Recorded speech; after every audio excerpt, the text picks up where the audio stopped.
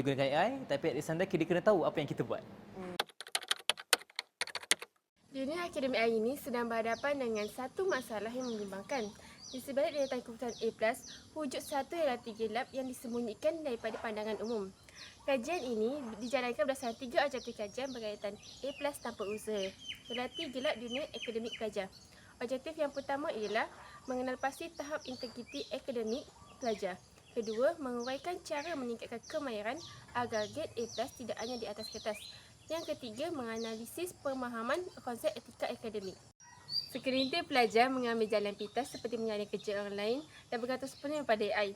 Oleh itu, integriti seorang pelajar itu menjadi asas pembentukan modal insan.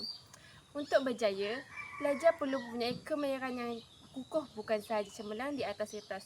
Contohnya kemahiran insaniah. Peningkatan kemahiran tidak seharusnya bergantung semata-mata pada silibus akademik.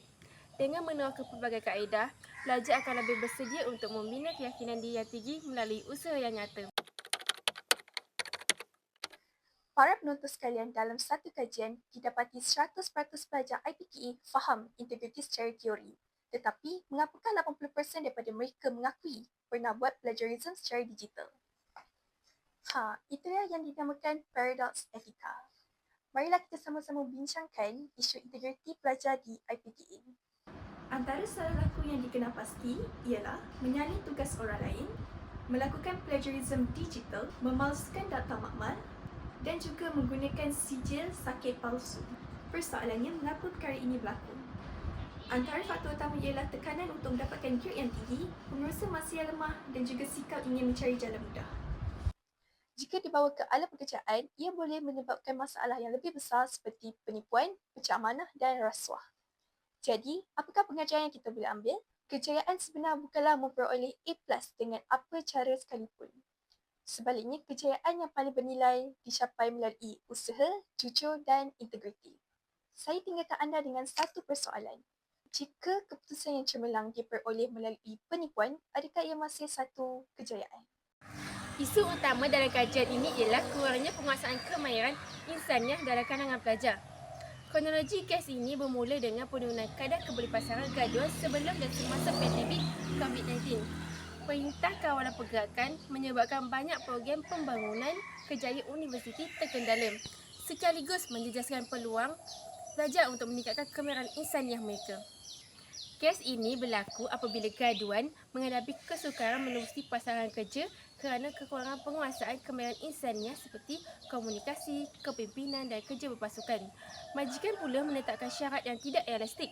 Contohnya, menuntut pengalaman kerja walaupun calon adalah graduan baru. Faktor awal yang menyumbang kepada masalah ini termasuklah graduan terlalu memilih pekerjaan dan kurang kemahiran memasarkan diri. Isu yang terakhir pula adalah isu persekitaran seorang pelajar. Pada masa ini, setiap mahasiswa telah dikelilingi oleh teknologi yang telah membangun pusat di mana ia sangat membantu mahasiswa untuk mencari segala maklumat kerana segala maklumat telah berada di hujung jari.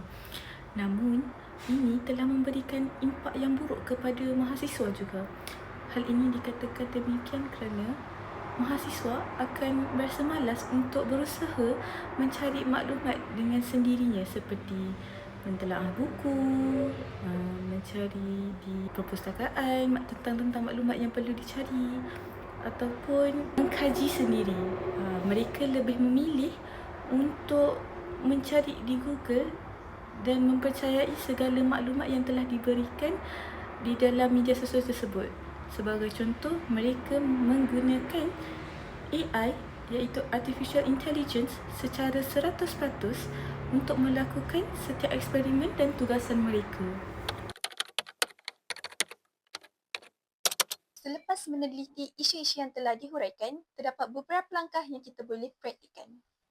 Pelajar perlu dibukukan dengan nilai agama supaya mereka bukan sahaja faham integriti secara teori, tetapi juga mengamalkannya dalam kehidupan seharian. Pesara perlu menggunakan kaedah pengajaran yang lebih kreatif dan interaktif.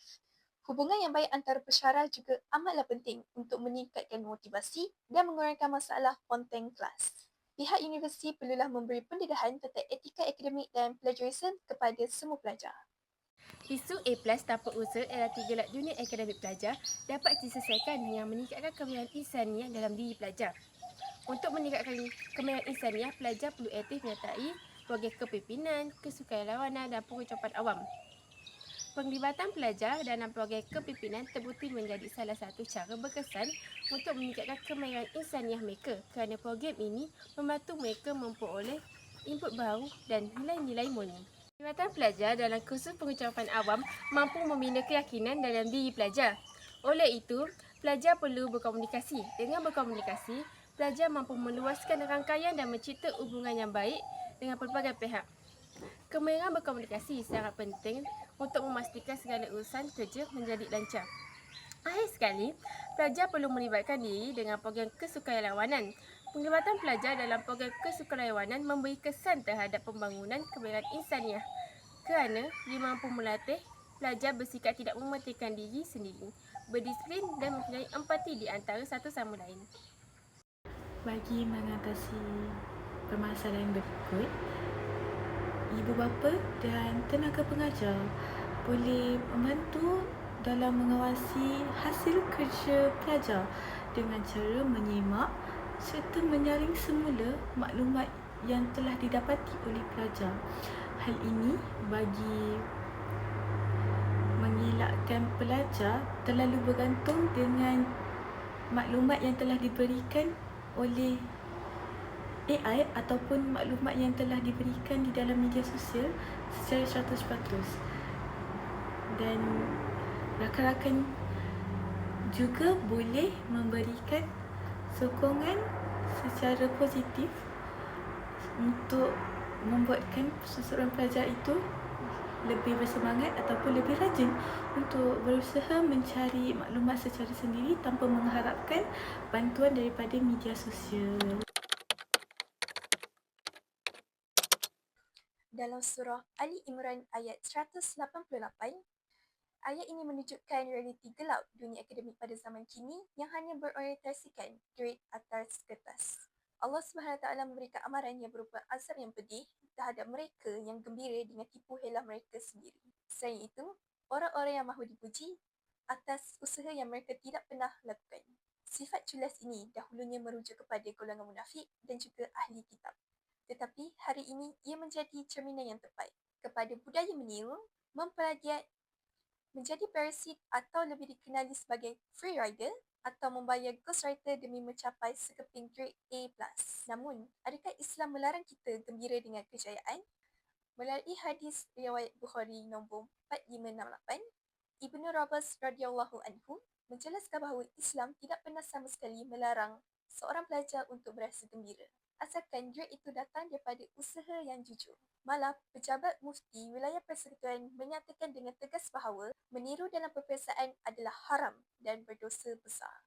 Kesannya amatlah kronik. Ia mampu merosakkan kompas hati, menghilangkan keberkatan hidup dan menjadi akar umbi kepada masalah rasuah di masa hadapan. Sebab itulah seorang mahasiswa wajib memiliki kekuatan moral dan integriti. Lebih menarik lagi, aspek ini boleh dilihat secara saintifik melalui modul matematik Mizanul Amal. Di sini, pahala boleh dikira sebagai pemboleh ubah positif dan dosa pemboleh ubah negatif. Modul ini turut memformulasikan risiko kita muflis di akhirat jika menzalimi hak orang lain. Dengan ini dapat disimpulkan bahawa sebagai seorang mahasiswa, kita tugas saja bukanlah hanya untuk menghabiskan silibus pembelajaran yang perlu dipelajari, tetapi kita juga harus tahu bagaimana untuk menguruskan diri dalam mengendalikan teknologi. Dalam era pengembangan teknologi pada masa ini, sebagai seorang mahasiswa, kita harus tahu bagaimana untuk mengendalikan serta menggunakan teknologi dengan cekap agar kita tidak diperhambakan oleh teknologi tersebut. Hal ini dikatakan demikian kerana kita adalah golongan bangsa muda yang akan meneruskan generasi akan datang, yang akan mengembangkan pendidikan kepada generasi akan datang.